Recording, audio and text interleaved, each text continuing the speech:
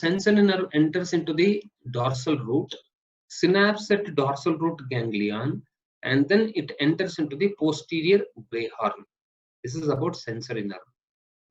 Then what we have to discuss, once the information reached the posterior gray horn, how it will go to brain. Brain will be upside, correct or not? Above the spinal cord, brain will be there. How it will reaches the brain, we have to discuss. Then the brain, that we will discuss now, the brain will process that information. It will send back the motor information to the spinal cord. Then once it reaches the spinal cord, through the ventral root, you can see that this is the ventral root. Through the ventral root, the motor information, it will come out through spinal nerve, through ventral root. And this motor nerve, what will happen? It will come out and then it will go and attach to different parts of the body. Different motor nerves are there. It will go to one particular part of the body and then it produces the action. So what you have to understand here, all the sensory information or motor information, it will travel through spinal nerve. But sensory nerve endings, or for example, this like receptors, or for example, sensory receptors, it will send the information through sensory nerve. It enters through dorsal root and then synapse at dorsal root ganglion. Then it enters into the posterior gray horn and then it passes to brain. How it will pass to the brain, we will discuss. Then the brain will process and then it will send back that information to the spinal cord. And this is the anterior gray horn. From the anterior gray horn, the information will be passed through ventral root to the different parts of the body, so thereby producing action. So this is about the basic structure of, what is that? One second. So this is about the basic what is that spinal cord structure. Now slowly we will explore this one. Now you just observe this structure now. We are going to discuss about the sensory function now. So keenly observe. So this is a sensory nerve fiber. The information is coming from different parts of the body. And then it reaches the posterior root ganglion. This is called as posterior root ganglion. All the sensory information will go through this sensory nerve, reaches the posterior root ganglion. Now, sensory information will be passed to the brain by different methods from the spinal cord. This is the first method, how it is going to send that information to the brain. Information is coming from different parts of the body through sensory receptor, and then it reaches posterior root ganglion. Read it here, posterior root ganglion. From posterior root ganglion, it reaches to white matter of the spinal cord. This is a white matter of the spinal cord, and then ascending tract. This is called ascending tract. Ascending means upwards. Ascending tracts will be there. Through ascending tracts, the information will be passed upwards to the brain, and finally it will reach the brain. This is the one method how the information from the periphery, it will reach the brain. Followed or not followed? Yes, sir. One more time. Yes, sir, please Okay. repeat. So here you try to understand here. Sensory information, it may be touch, vibration, pain, pressure, etc., etc. All this information will enter into the spinal nerve. This is a spinal nerve. And then you can see that the information is passed through nerve fiber and it reaches the, which one? Posterior root ganglion.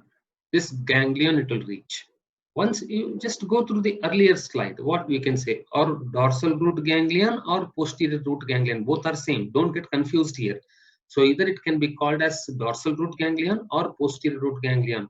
It can be called as dorsal root or posterior root, and ventral root or anterior root. Different names are there. Don't get confused here.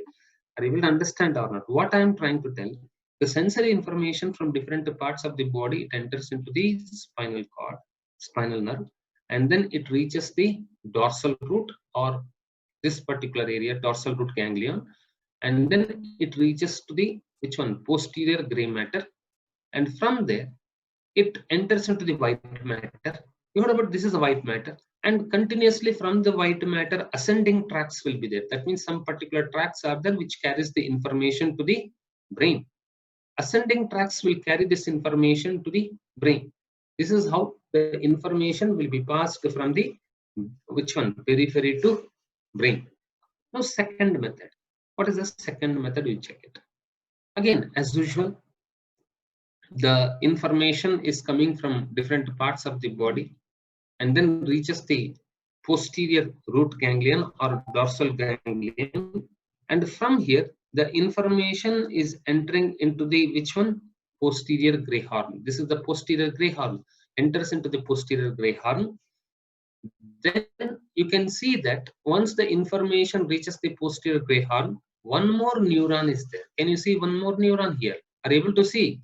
You can see one more neuron is there. So that is called as interneuron. That means the information reaches the posterior root ganglia and then it goes to the posterior gray horn. This area is called as posterior gray horn. Then it synapses with interneuron. This is the interneuron. Synapse with the interneuron. Then the information passed to white matter. Can you see the white matter? This portion is white matter. Am I correct or not? This is gray matter. This portion is white matter. And then pass to the white matter. From the white matter, ascending tracks are there. So that will carry the information to the brain. So this is the second method. Then you will be thinking that what is the difference between the first method and as well as second method. In first method, this interneuron was not there. What I told, the information directly it enters into the spinal nerve, posterior root ganglion, goes to the white matter, and from white matter the information is passed to the brain. Just to go through the earlier slide. So information came here, posterior root ganglion, reaches the posterior gray matter, and then directly it enters into the brain. But whereas in this slide, what happens? So the information is passed via interneuron. In the middle, interneuron is involved. That means two different methods are there by which the information is passed from the periphery to brain. Obviously, the first method is faster when compared to second method. Why? Because in first method, there is no question of interneuron. Only direct communication is there from white matter through ascending tracks into the brain. Whereas in the second process, what happens? One more interneuron is involved in communication. So that means it takes a little bit more time when compared to first one. So then you should get one doubt that which one will be followed by the body. Both will be followed depending on the priority. If really the stimuli sensory information is very strong, then it will choose the first one, what we discussed. This is first. And if the information is not that much important, it will choose the second one. Then apart from these two, one more is there. Third one, that is even more interesting. Now you observe. Information is passed to posterior root ganglion. So before discussing this example, let us assume you are watching your mobile or you are in front of laptop, right? Watching this video. Then suddenly one bee, what about bee? What about bees? What about bees? Any insect? Yes, sir. So one particular bee or insect, it came suddenly near to your eye. Then what you will do? Then suddenly you will turn your head and close your eyes. Am I correct or not? Yes or no? So for Yes, example, sir. some insect will come near to your eyes and then it is about to hit your eye. Then suddenly you recognized it, you will close your eyes and you will turn your head. Then this response, usually the people will think that it is because of the brain. But actually it is not because of brain. It is a very fast response from your body to the emergency. That is one emergency. Immediately you have to turn your head and you have to close your eyes. So that particular response from you is called as, it is not concerned with the brain, it is concerned with spinal cord. The spinal cord itself will initiating you to do like that, to close your eyes and to turn the head. That type of response from you when in case of emergency is called as reflex action or reflex R. How it happens, you check it. You observe.